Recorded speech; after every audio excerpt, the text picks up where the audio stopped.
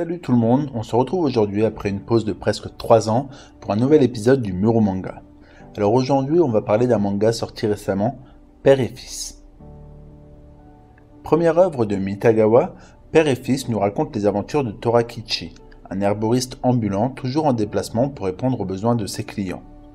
Suite au décès de sa femme Shiori, celui-ci prend une décision radicale qui va profondément changer ses habitudes. Emmener avec lui, son fils Shiro vadrouiller sur les routes et chemins et rattraper le retard pris dans son rôle de père. À la fois drôle et touchant, ce manga nous montre un homme plus à l'aise avec les plantes qu'avec les enfants, tenter de devenir un père modèle pour son petit garçon de 3 ans. Bien entendu, tout ne va pas se passer comme Torakichi l'entend, et c'est bien ça qui fait le charme du manga. Au tourment de son quotidien d'apothicaire s'ajoutent aujourd'hui les sautes d'humeur de Shiro.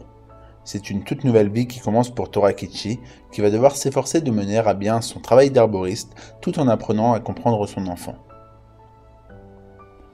Le gros point fort du manga, c'est que Mitagawa ne s'occupe pas uniquement de décrire la relation père-fils, mais développe également le thème de la botanique.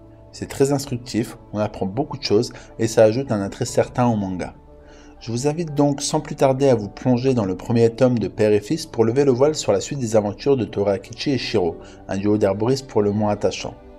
Vous y découvrirez avec plaisir un Japon traditionnel, mais également la finesse et le raffinement du dessin de Mitagawa, qui s'inspire pleinement de son quotidien de maman pour retranscrire au mieux les petits détails qui font les joies de la vie de parents.